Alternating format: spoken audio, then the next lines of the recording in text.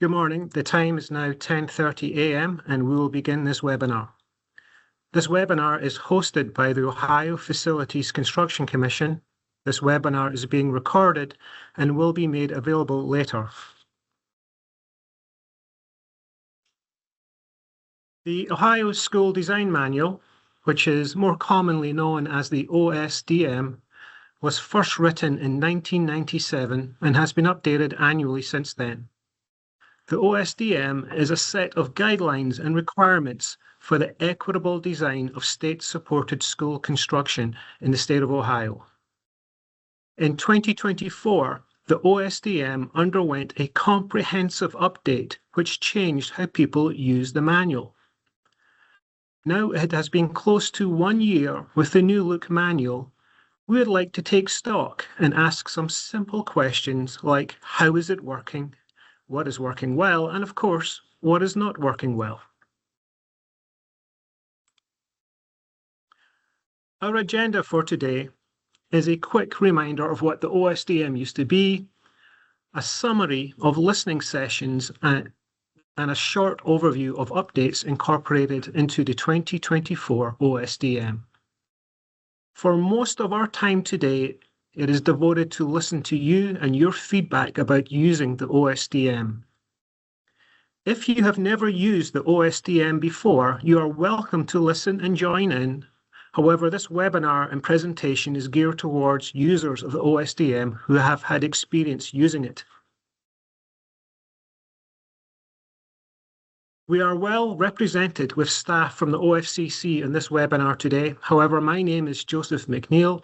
I'm a Senior Planning Manager with the OFCC, and it is my honour to be your presenter today. As a reminder, or for a moment of nostalgia perhaps, this is the way the OSDM used to be. Pictured here is the first few pages of what used to be called Volume 2. Volume 2 of the OSDM was a PDF that was hosted as a link on our website. Volume 2 is around 2,500 pages. Not everyone liked this, and we received lots of feedback about how inaccessible this information was. So, over many months, we began a series of facilitated listening sessions that focused on the major user groups of the OSDM. That included school district administrators, architects, interior designers, engineers, IT professionals, and contractors who build our schools. Questions asked included likes and dislikes, material choices, usefulness as a tool, and many others. Pictured here in this slide are two of those questions with graphed responses. We got lots of feedback, including one in this slide where two of those questions are with graphed responses.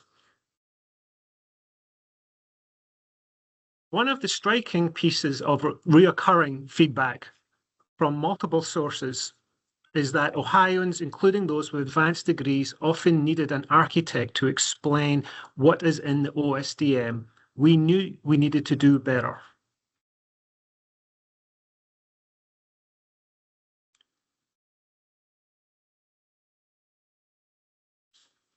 This slide does not capture the hours of feedback we received, but these headings do capture a lot of the themes. Since 1997, when the OSDM was first published,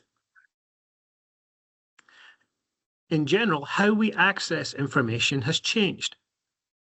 We were challenged to bring the OSDM to anyone who would want to access its information by making it more visually engaging and easier to navigate, consolidating pages and updating information as we went. Additional changes include the increased security needed for our school buildings.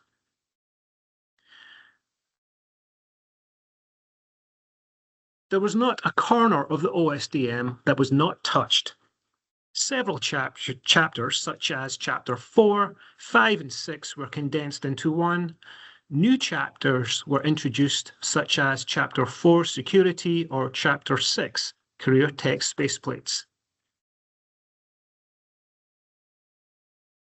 Published in April 2024, the New Look OSDM is a web-based manual that is a significant departure from its old look. Now, pictures and images play a more prominent part of each section to quickly communicate what that section is about. Although most of the changes were to make the OSDM more visually appealing, we did execute updates specifically aimed at our heaviest users, design professionals. For the non-architects with us today, a program of requirements known as a POR is a list of required spaces in a new building. As the OSDM allows for local flexibility in creating floor plans, architects use our POR spreadsheets to ensure their designs have the correct amount of co-fundable academic and non-academic spaces, such as the correct balance of music rooms, gyms, classrooms, and lunchrooms. A big change in the 2024 OSDM was to take multiple POR spreadsheets and condense them into just two, one for K-12 and one for Career Tech.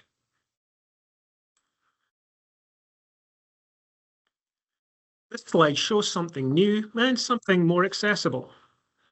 New is a whole new chapter in the 2024 OSDM, which is Chapter 4 Security, that takes the principles of the Partner Alliance for Safer Schools and the Crime Prevention through Environmental Design principles to create this new chapter in the OSDM.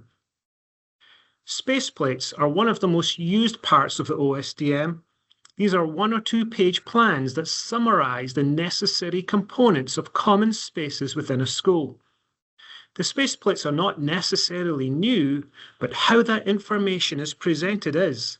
With axonometric views, the 3D diagrams are more understandable by persons without design backgrounds. This slide is an example of condensing key information to make it more understandable by school districts. Despite construction being a very expensive endeavour, the life cycle operating costs normally dwarf the construction costs to build a new building. By distilling down to the simplest terms, the HVAC comparison and life cycle cost spreadsheet allows school districts to make more informed HVAC decisions.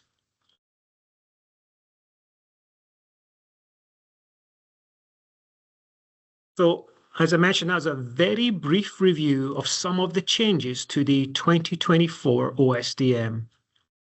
So, to summarize, we listened to feedback about the OSDM. In 2024, we published a major change to the OSDM designed to address the feedback we heard. Now is the time we look forward to what the 2025 OSDM might look like, but we cannot do that without asking you first, how are we doing? Is the New Look 2024 OSDM working? Are there still areas for improvement? Is there anything you think that could be done better? Now, I see we have a good number of attendees on our call today. If you have a question or comment you wish to share, I will invite you to raise your hand via the Teams function and I will unmute you in order. So does anyone have any questions or comment they would like to share? Okay, I'm not seeing anyone raise their hand. So the next voice you're going to hear is that of Melanie Dreyerup, Chief of Planning of the OFCC. I just wanted to confirm, Joe, does Chapter 1 still contain a summary of each of the 10 chapters? Yes, it does. Chapter 1 does have the summary of its 10 chapters. And we can still find cost information in Chapter 1 as well? Yes, the same cost information that used to be there before could be found in Chapter 1. And Valerie is in the room with us, and could you explain why we consolidated the PORs? Yeah, so for our architects and our users out there, we consolidated the multiple program requirements down to the two, as Joe mentioned, for our K-12 districts. One for K-12 districts without Currituck and one with K-12 districts with Currituck. And, part of the reason for consolidation was just to make a little bit easier for firms to know, which one to pick, because there's really only the Currituck difference. And then we also provided some additional sheets and summaries along with the consolidation so that you're not having to search for multiple other Excels to provide information like parking, calculators, teaching stations, and other important OSDM requirements and co-funding opportunities. And so, rather than having to search and, guess at which one, we've consolidated down to two. And it's really a matter of if the building has Currituck, you use the one with Currituck. And if it does not have any Currituck, then it's the one just for K-12. Valerie, why are some of the cells grayed out? So, as we developed it, obviously, elementary schools, middle schools, and high schools have different classrooms and different support areas that may not be available in the other school buildings. And so as you work through the new PORs, there will be yellow cells where you input the information, and then there will also be gray cells that hide or will gray out any non-applicable spaces to those buildings or to those grade groupings. And so we try to make it as user-friendly as possible by highlighting the yellow for input and graying out the non-applicable cells for those schools. And Valerie, not only did the 2024 design manual consolidate the PORs, but it also reduced the number of space plates. Can you talk a little bit about that? Yes, so as we work through the consolidation of the PORs and space plates, rather than listing out a classroom 3 different times for elementary, middle school, and high school, we have one single classroom space plate with the slight differences in either casework or amenities that are in a room for one grade grouping, but not for the other. So for example, elementary schools have sinks. So we note that the other grade groups, middle school and high school, do not have sinks in the classroom. But rather than, again, having to search 3 different spots, we have it all in one location for classrooms, and then for a few other support areas, like restrooms, rather than having individual restrooms listed out in multiple spots, we have one individual restroom that might be applicable to kindergarten classrooms or staff restrooms or in the kitchen or in support areas. And they could find those spaces in building services. Yep. The example workbook for PORs, do you expect that to come out with the 2025 OSDM update? I believe so. We had started it and we've been working through. We kind of wanted to test the workbook first overall to make sure it was functioning and that we were on the right path as we consolidate some spaces and made some adjustments to square footages. And so rather than, I think, rushing it out, we've started it. We have some setup, and then as we're working through this, I think over the next couple of months, we will be able to publish that out with the 25 update and provide, examples for elementary schools, middle schools, high schools, and then a few more examples for our combination schools. Great, thank you. Chapter 4, I know there's a lot of information packed into that chapter, and I believe there is a site safety checklist. That I believe we can find under the layered design topic. Is that correct? Yes. In the site chapter 3, you talked a little bit about parking spaces and how you determine how many are co-funded. I know that you just mentioned that's included in the POR, and then the districts, when they receive their master plan, that is also available to them in that master plan. Yeah, within the PDF printouts of our master plan, as you flip through it toward the latter pages, we do include a summary of spaces that would include, teaching stations as well as parking spaces, so that you're aware kind of early in the planning process as well as in as you get into the POR and programming of the buildings, what is co-funded. And those formulas are the same and should line up. And it'll be broken out between the different grade groupings, again, elementary, middle, high school, Curatech, if applicable. But yeah, you'll know early on where a district sits as far as co-funding for parking. Great, thank you. So, chapter 3, building site, once again, we talked about the parking spaces, but if I just need basic information on site selection, I know that formerly there was a checklist, and I believe that is still under the regular OSCC site under project documents. Is that correct? Yes, yeah, a lot of the forms that were recently or previously posted on our commission website, the ofcc.ohio.gov, whether it's the site checklist, the phase review submission forms, the technology review forms, everything that was related to either procurement, pre-design, or as you get into design, those documents and forms are maintained and housed on our main OFCC website. There is a link to that from the OSDM website at the top of our forms and checklist pages. Rather than duplicating postings, we just link back to the original posting where they're housed, and that way you can always find the current and latest version rather than us having a bad link or an old version on our website.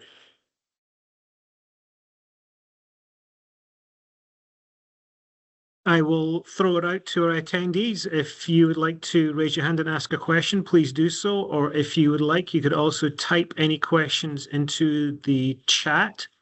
I also put into the chat an email address for if you'd like to prefer to send an email. Right now, we're in our public comment period where we will be accepting comments through to January 28. At that time, we'll need to close our public comment period because our April commission meeting is where we intend to present the 2025 OSDM. So if you have any questions, now is your time to either ask them in the chat or raise your hand and we'll unmute you, or you can send an email. The major changes with career tech, we used to have high bay was 1 to 30, low bay was 1 to 50. What did our career community ask us to do? So over the course of several meetings last year with our career tech centers and some of our comprehensive school districts, we worked through our different space plates and programs being offered by our districts. And so out of those meetings, we looked to update the ratio. So, we were hearing that more districts were utilizing high bays at a 50-to-1 ratio. So rather than the 30-to-1, we have upped it to 50-to-1 to match what we're seeing in the field. And with that increase in students, we also increased the lab sizes to accommodate for those extra kids in the morning and afternoon sessions. And then for a few of our programs, based again on feedback, we moved a couple programs from low bay into high bay, like our firefighter and first responders, realizing as they worked and utilized larger equipment, the EMT buses and vans and even patrol cars for first responders, that they really needed a larger space to accommodate that. So we transitioned those to a high bay, as well as some of our robotics and engineering, again, to allow for them to have a little more space to work and move. And, just to match what we're seeing in the field as far as how the students and how the teachers are wanting spaces and utilizing spaces. And so, yeah, there are some programs that move from low to high just to accommodate that. And then the ratio is probably the biggest impact as, we're seeing more and more districts fill those high bay programs with 25 students in the morning and 25 in the afternoon. Another major change was made to daylighting. I believe we went from 5% to 10%.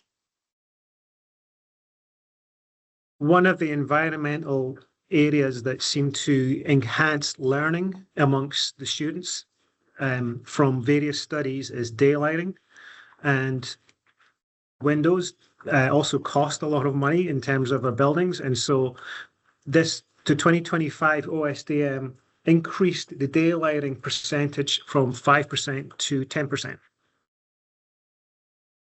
And Joe, you shared that HVAC chart to help inform our school districts. Are there other areas where we have similar charts?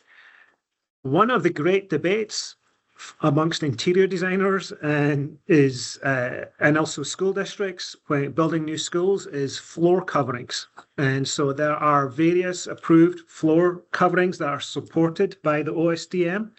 And there's a similar chart that will help school districts select an appropriate floor covering for them with a similar initial cost and operating issues to help them make that decision. Thank you.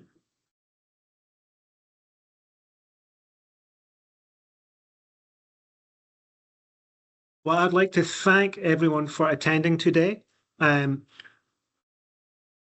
the chat, I'll point out again, is an email address that you could reach out at any time up until January 28 with any comments that you would like to share with OFCC about the OSDM. And we appreciate all your time for attending. And if there's any comments that you'd like to see in different webinars from us, we'd be happy to take those as well. I thank you for your time and take care.